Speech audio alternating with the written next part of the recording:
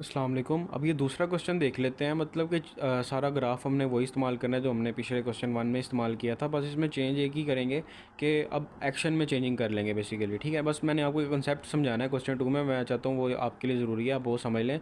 बाकी इसमें कुछ भी नहीं है, जो हमने जैसे क्वेश्चन वन किया सारे क्वेश्चन उसी तरह ही होने हैं। अब देखें, यहाँ पर एक्शन स्लो था, यहाँ पर एक्शन स्लो था। तो यहाँ पर एक्शन स्लो के केस यहाँ पर कोई एक वैल्यू आ रही थी। यहाँ पर एक्शन फास्ट के गेंस पर, या मतलब कि जब इसका एक्शन स्लो था तो एक वैल्यू थी, इसका एक्शन स्लो था तो यहाँ पे दो वैल्यू थी। हमने इसकी वैल्यू पुट करके इसमें, हमने इसकी वैल्यू फाइंड करके इसमें पुट कर दी और हमारे पास इसकी भी वैल्यू आ गई, फिर इसकी भी वैल्यू आ गई। पर क्या हो अगर हमारे पास यहाँ पर भी दो वैल्यूज़ हों, मतलब कि कूल के गेंस पर जो पहला एक्शन हो वो फास्ट हो, यहाँ पर भी दो वैल्यूज़ आ गई।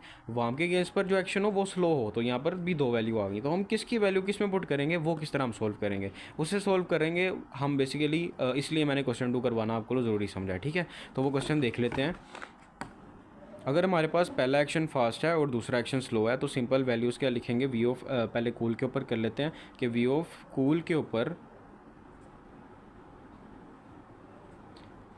अगर एक्शन फास्ट है तो हमारे पास यहाँ पर प्रोबेबिलिटी क्या है,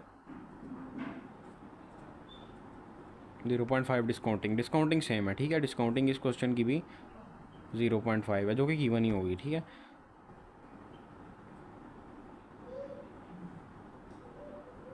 एक बार वी ऑफ कूल के ऊपर ही रह रहे हैं इस फास्ट के अगेंस्ट पर, एक बार वी ऑफ वार्म के ऊपर जा रहे हैं। ठीक है,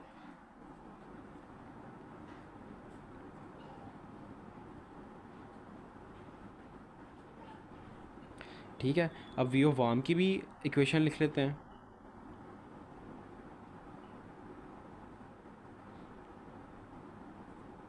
जो कि स्लो एक्शन के अगेंस्ट पर है। एक बार वी ऑफ कूल पर जा रही है with the same probability, same reward 0.5 up to V2 V cool और फिर ये वी वार्म की। क्योंकि इस स्टेट में अगर हम देखें तो यहाँ पर वी ऑफ कूल से अब हम एक एक्शन इस पर ही रह रहे हैं और एक आगे जा रहे हैं, जिनमें प्रोबेबिलिटी दोनों की सेम है, रिवार्ड भी दोनों का सेम है। और वार्म के केस पर भी स्लो एक्शन चूज़ किया तो प्रोबेबिलिटी भी दोनों की सेम है, रिवार्ड भी दोनों का सेम है। तो यही हम इक्वेशन यूज़ करेंगे। ठीक है, ये एक इक्वेशन और एक ये इक्वेशन। ठीक है, इसके मुताबिक दो हमारे पास वैल्यूज़ आ गई। अब हम क्या करेंगे, ठीक है। अब यहाँ से, यहाँ से कूल के अंदर से हम लेट कर लें किसी एक की वैल्यू, और यहाँ तो हम वार्म के अंदर से लेट कर लें। हमने एक में लेट करके दूसरे में पुट करनी है, उसका आंसर आएगा। तो फिर हमने इस तरह से सोल्व करना है। कैसे करेंगे अब देख लेते हैं। वी ऑफ कूल, अब इस इक्वेशन को, इक्वेशन वन को सोल्व करते हैं। V of cool is equal to,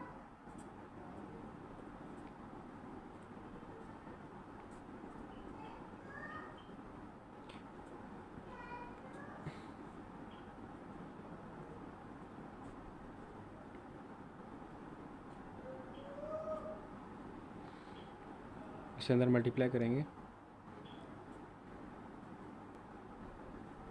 we of cool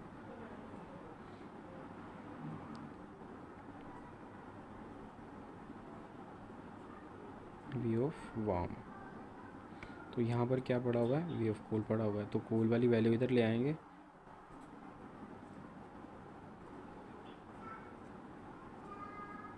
1 + 1 + 0.25 V of warm. यहाँ पे से इसे माइनस करें तो ये आएगा 0.75 V of cool, 2 + 0.25 V of warm.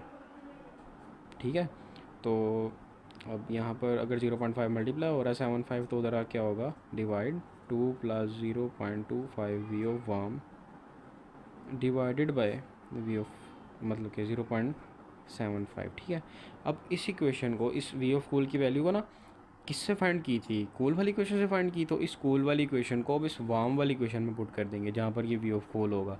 तो फिर वहाँ से जो वैल्यू आएगी उस वैल्यू को फिर इस इक्वेशन में पुट करेंगे, तो हमारे पास सिंपल आंसर आ जाएगा। ठीक है, अब यहाँ पर वी ऑफ वार्म की इक्वेशन फाइंड कर लेते हैं कि वी ऑफ वार्म में हमने ये वैल्यू पुट कर दी है।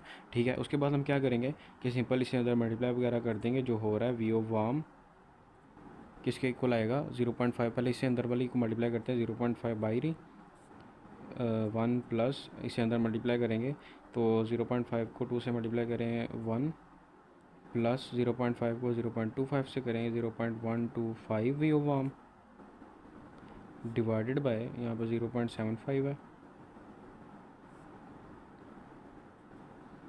0.5 को 1 से मल्टीप्लाई करेंगे 0.5 ही आएगा, प्लस 0.5 को 1 से मल्टीप्लाई करेंगे 0.25 वी ओ वाम, ठीक है, इज इक्वल टू, अब यहाँ पर इसका एलसीएम ले लेते हैं 0.5, एलसीएम में क्या आएगा 0.75 नीचे आ जाएगा, यहाँ पर भी क्या आएगा 0.75 आएगा, प्लस लगा के 1 आएगा, प्लस लगा के 0.125 वी ओ वाम आ जाएगा, ठीक है, प्लस 0.5 प्लस 0.25 वी ओ वाम, ठीक है। अब ये 0.25 वी ओ वाम इस साइड पर अगर हम इसे ले आए minus 0.25 we of warm is equal to 0.5,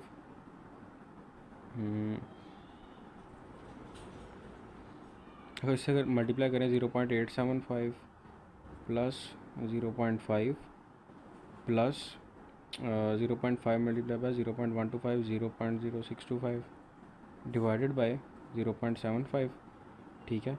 अब यहाँ पर 0.5 भी है, ठीक है।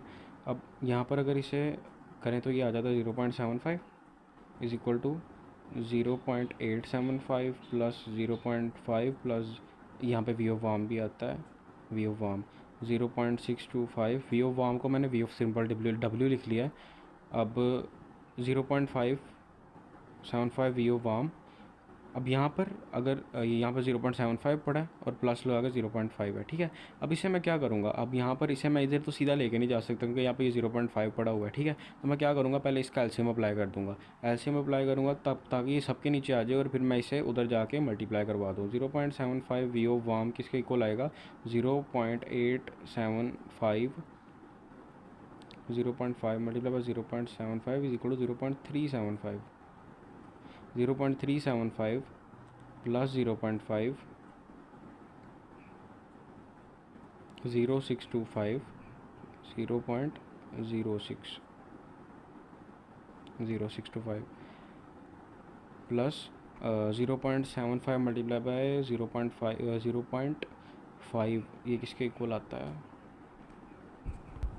ये भी 0.375 के इक्वल ही आ जाता है, ठीक है। अब यहाँ पर ये वी ओ वाम है, मैं बार बार वाम लगाना भूल जाता हूँ, आप लोगों ने गलती नहीं करनी। 0.625 वो वाम वाली वैल्यू को अगर यहाँ पे प्लस इधर आके क्या हो जाएगी, माइनस में 0.625 V of warm is equal to 0.375 plus 0.375 plus 0.5, ठीक है, क्योंकि तीन वैल्यू हैं, एक ये वैल्यू है, एक ये वैल्यू और एक ये वैल्यू है, ठीक है। तो इस साइड पर बाकी ये उधर आ गया।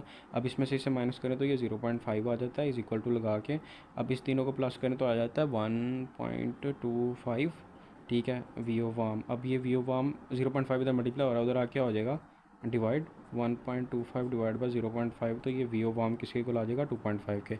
अब इस 2.5 वाली वैल्यू को हम उसी बैक इक्वेशन में पुट करेंगे जो कि हमारे पास तकरीबन थी वी ऑफ कूल, क्योंकि वी ऑफ कूल हमने फाइंड करना है, वी ऑफ कूल वाली हमने इक्वेशन लेट की थी जो कि 2 प्लस 0.25 वी ऑफ वाम डिवाइडेड बाय 0.75 थी, ठीक है। अब 2 प्लस 0.25 0.2 नहीं बल्कि 2.5, क्योंकि वी ओ वाम जो भी हमने वैल्यू फाइंड की है डिवाइडेड बाय 0.75 और इस पूरे की वैल्यू आ जाती है 3.5, ठीक है। इस पूरी क्वेश्चन को जब हम सॉल्व करते हैं तो इसकी हमारे पास वैल्यू आ जाती है 3.5। अब इसमें से और इसमें से हमने मैक्सिमम फाइंड करना है। मैक्सिमम फाइंड कैसे करेंगे, अब इन दोनों में से मैक्स का फार्मूला वो यूज़ करेंगे, मैक्स ऑफ 2.5 और 3.5, ठीक है। तो 3.5 मैक्सिमम अब ये किस केस पर है, कूल के केस पर, ठीक है। अब 3.5 कूल के ऊपर आ रही है, ठीक है, तो यही हमारे पास वैल्यू है, ठीक है। मतलब कि कूल के मतलब कि इसमें सॉरी मैक्सिमम नहीं फाइंड करना, ये तो सिंपल लिखनी है, हमने कूल और वो फाइंड कर लिया। अब इसके आगे पाई ज़ीरो, तो ये आ गया हमारे पास पाई ज़ीरो, हमारे पास क्या आया 2.5 और 3.5। 2.5 किसके अगेंस्ट पर आया, वाम के अगेंस्ट पर, और 3.5 हमारे पास किसके अगेंस्ट पर आया, ये कूल के अगेंस्ट पर, ठीक है। अब इससे आगे हमने ये किसकी वैल्यू आ गई थी पाई ज़ीरो की, फिर आगे हमने पाई 1 और पाई 2 में हमने जो कि फास्ट और स्लो के अगेंस्ट पर थी।